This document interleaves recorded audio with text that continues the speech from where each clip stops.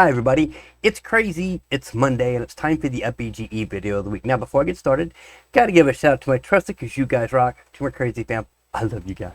Now we're up to episode number 101. Yes, that's some information 101. No, never mind, bypass that. Okay, so we left off last week on page 16 in the game engine book. If you don't have it, it's down in the description. Go check it out. Make sure you get the files, because those actually helps, because you actually get put over here to this, and they help you out with giving you an idea of how it works. So let's get started.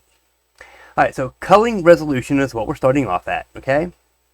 Occlusion culling skips the rendering of objects that are out of view or behind an occluder object.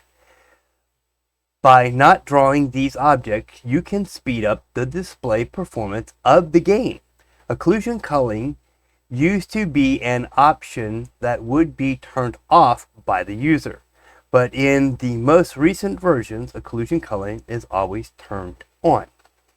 The occluder objects must be manually defined. For more information on how to set up occlusion culling, refer to Chapter 8, Overflow and Optimization. So just remember, I'll put the link up here when we get to Chapter 8, and yeah, you'll see it pop up somewhere over here.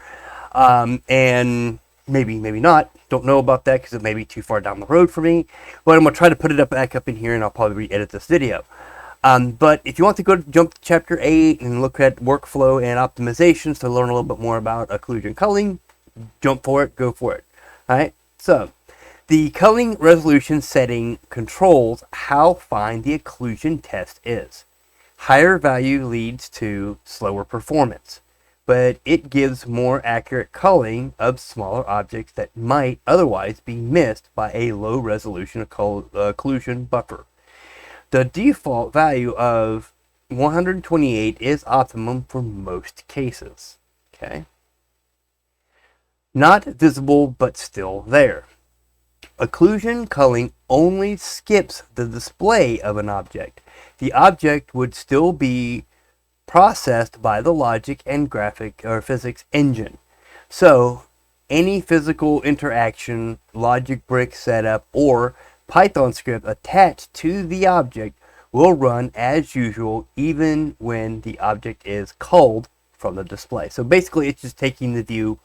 Like say, for example, you have a building here and a car here, it basically occludes that car, but it will still be able to move, or a character can get into, like GTA, can get into that car and take off with it. And when it comes out into view, that vehicle will now be unoccluded. Okay, so that's basically what that is. Okay? Alright. Physics sub-steps. Boy, say that 5 times fast. The physics steps and logic steps are two settings that control the behavior of the physics engine. They are considered advanced tweaks that generally should not be tinkered with. Okay? And even if you do, the effect might not be obvious at first. This section tries to demystify those settings. Refer to figure 6.15 as you follow along, okay? So 6-15, it will be way down here probably. I don't see it, so we're not going to worry about it until we get there.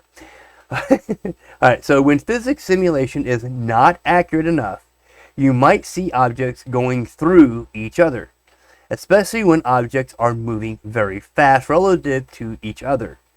To increase the accuracy of the physics simulation, you can force Blender to break down the physics simulation into a smaller slice of time.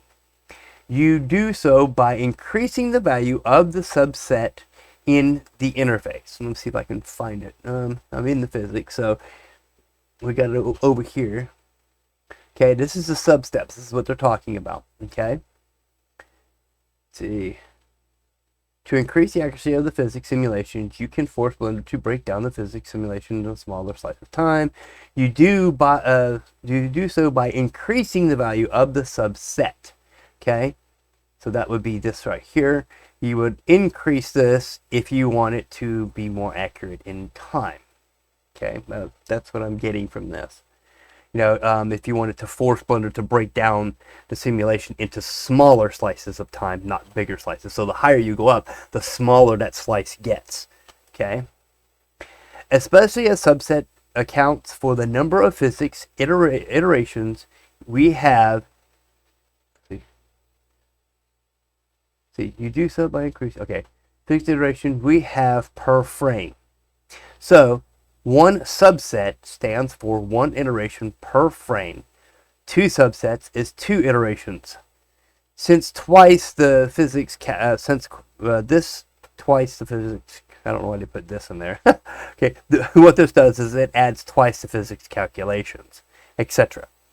A higher number makes the physics simulation run with better accuracy, at the cost of dramatically decrease in performance for physics-heavy scenes. So if you got like a lot of things that's got physics going on in your scene, and you ramp that number up to, say, 5, yeah, it's going to start causing problems with a lot of the physics that are in there, because it's got to calculate everything at that iteration, okay? So if you got a really physics-intensive scene, you might want to keep that number low as possible. If you have to have that up, the substeps up, then make sure that you don't have too much physics in there to really tank your performance, okay? If you run into any physical instability, you might be tempted to immediately raise the substep value. Avoid this impulse. Do not rely entirely on subsets to hide a badly designed physics setup. The physics engine is designed to run with a subset of 1 or 2. Use other ways to stabilize the physics as described later in the chapter. Only raise the substep value when all else fails. So try not to mess with this too much, okay? You know, you either want it at 1 or 2, but just remember, if you try to ramp that up, you're going to have problems. And you may be able to do some other little tweak that will make the physics work better than having to run the substeps up. This is like kind of like a last resort thing, okay? Bottom line, generally speaking, a value of 1 is sufficient for slow-moving games. 2 is optimum for fast-moving arcade games and action games with lots of physics iterations. Driving games might require a 3 or 4. Well, depending on how fast a car can go. Do not use 5 unless your game contains supersonic objects like jets or something that's going to go so fast that the physics is not going to be able to calculate it if it runs into something. Okay? Bullets. Okay? Just FYI on that. Okay, so on the issue of time, for the following discussion, the word real world time refers to the following of time in the real world, the world that we live in. Relativistic physics, say that 5 times fast, aside, real time is always constant for our purpose.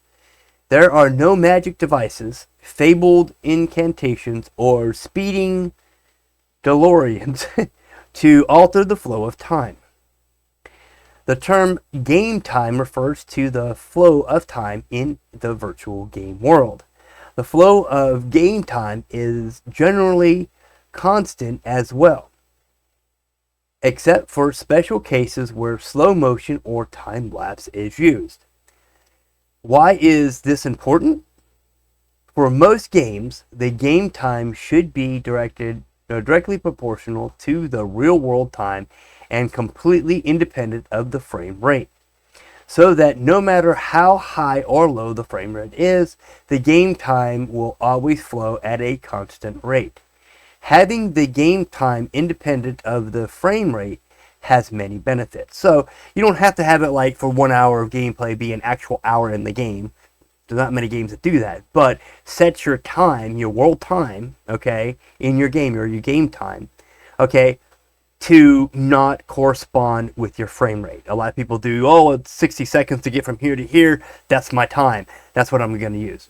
Don't do that. That's going to throw your game off. There's a lot of games that do that, and when they do that, they cause a problem like your car juddering, or if you're ever playing in a multiple online game with a buddy and he starts jigging or you start jigging to him, that's because they based it off of FPS and not real time. Okay? A game that runs on a constant game time does not slow down when the frame rate is low, nor does it speed up when the frame rate is high. This is to ensure that people with different computers can enjoy the game at the same speed. You wouldn't want to play a driving game that makes the car go faster on a fast computer but slows down to a crawl on a slow computer. Think about it. It turns out that ensuring a constant game time despite fluctuations in the frame rate is hard. The following few settings are used to control how the game time is tiered together with the frame rate. Okay, so what we're going to do is, since I'm at 11 minutes, we'll go ahead and end it there. That is at the almost bottom of page 18. We'll leave off with physics steps for next week. So, let's see here. Poop, poop, poop. Okay, so page 18, next week, physics steps. We're going to go through that and do some more with physics. So, till next week.